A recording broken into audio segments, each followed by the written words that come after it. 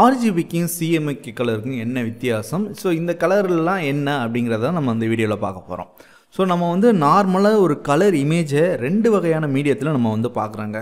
ஒன்று வந்து digital medium, இன்னொன்று வந்து பிரிண்ட் மீடியம். ஸோ மெயினாக RGB வந்து டிஜிட்டல் மீடியம், CMYK வந்து பிரிண்ட் மீடியம்னு சொல்லுவாங்க.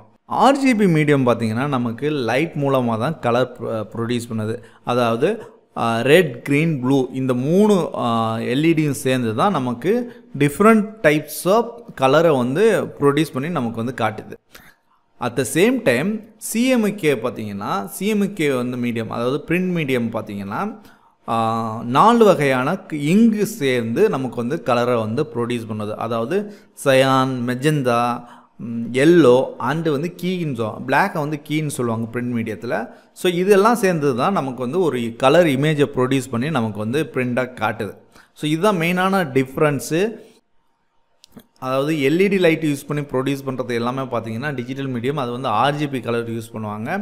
அதே மாதிரி இங்க் பேஸ்ட் பண்ணி ப்ரொடியூஸ் பண்ணுறது எல்லாமே பார்த்திங்கன்னா CMYK கலர். ஃபோட்டோஷாப்பில் இந்த RGB அண்ட் CMYK எங்கே வந்து நமக்கு வந்து ரோல் வந்து ப்ளே பண்ணும் அப்படின்னு பார்த்தீங்கன்னா, நீங்கள் வந்து ஒரு டாக்குமெண்ட்டை வந்து க்ரியேட் பண்ணும்போதே அது வந்து இது வந்து RGB பேஸ் பண்ண டாக்குமெண்ட்டா இல்லை CMYK பேஸ் பண்ண டாக்குமெண்ட்டான்னு கேட்கும். அதாவது நீங்கள் இதை வந்து பிரிண்ட்டுக்கு யூஸ் பண்ண போகிறீங்களா இல்லை டிஜிட்டலுக்கு யூஸ் பண்ண போகிறீங்களா? டிஜிட்டல் மீன்ஸ் நீங்கள் வந்து ஒரு பேனராகவோ இல்லைனா ஒரு வெப்சைட் பேனராகவோ இல்லைனா யூடியூபுக்கு தம்ப்நெயிலாவோ இல்லைனா நீங்கள் ஒரு இமேஜை வந்து வால்பேப்பர் வைக்க போகிறீங்க, இந்த மாதிரிக்கெலாம் நீங்கள் வந்து RGB பேஸ் பண்ணி டிசைன் பண்ணிக்கலாம். இல்லை நான் வந்து பிரிண்ட்டுக்கு டிசைன் பண்ண போகிறேன், ஒரு ஆஃப்செட் பிரிண்ட்டுக்கு டிசைன் பண்ண போகிறேன், ஒரு விசிட்டிங் கார்டு பண்ண போகிறேன், ஒரு பத்திரிக்கை பண்ண போகிறேன், இதெல்லாம் ஒரு லித்தோ பண்ண போகிறேன் அப்படின்னா நீங்கள் CMYK பேஸ் பண்ணி தான் நீங்கள் வந்து டிசைனை வந்து க்ரியேட் பண்ணணும். ஏன்னா உங்களுக்கு வந்து நீங்கள் RGBயில் நீங்கள் டிசைன் பண்ணிவிட்டு இந்த மாதிரி கலர் வச்சுட்டு நீங்கள் பிரிண்ட் பண்ணும்போது பார்த்தீங்கன்னா CMYK கன்வெர்ட் பண்ணும்போது உங்களுக்கு இந்த மாதிரி டல்லாக தான் கிடச்சிடும். ஸோ அதனால் உங்களுக்கு கலர் வந்து கரெக்டாக வைக்கணும் அப்படிங்கும்போது நீங்கள் CMYKயில் டாக்குமெண்ட் க்ரியேட் பண்ணிட்டு CMYKலே டிசைன் பண்ணுறது தான் உங்களுக்கு வந்து பெஸ்ட்டாக கிடைக்கும். ஸோ நீங்கள் என்ன கலர் வைக்கிறீங்களோ அது வந்து உங்களுக்கு பிரிண்ட்டுக்கு வரும். சில பேர் பார்த்திங்கன்னா RGBயிலே டிசைன் பண்ணிடுவாங்க. ஸோ அதாவது பெஸ்ட்டான ஒரு கலர் கொடுக்குறதுக்கு மேக்ஸிமம் வந்து ஆஃப்செட்டில் எல்லாத்துக்குமே பார்த்திங்கன்னா எல்லா இடத்துலையுமே ஆஃப்செட்டில் வந்து most of the printing company வந்து ப்ரீப்ரெஸ் டெக்னீஷியன் அப்படிங்கிற ஒருத்தனை வச்சுருப்பாங்க. இவங்களோட வேலை என்னன்னு பார்த்தீங்கன்னா கலர் வேரியேஷன் கரெக்டாக வந்து RGBயிலேருந்து specific RGB colour to specific CMYK கலராக மாற்றுறதான் இவங்களோட வேலை.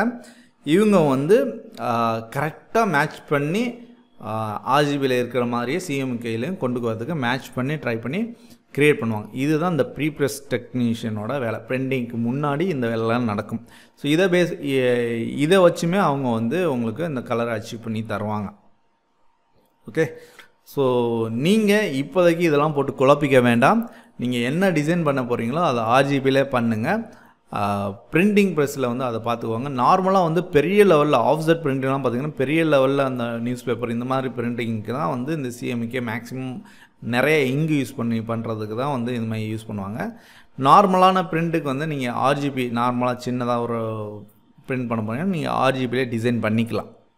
ஓகே, இந்த கான்செப்ட் ரொம்ப குழப்பம். இதுக்குள்ள ரொம்ப வந்து நீங்கள் போய்க்கணும்னா இப்போதைக்கு நீங்கள் RGB பேஸ் பண்ணி டாக்குமெண்ட் க்ரியேட் பண்ணிக்கோங்க.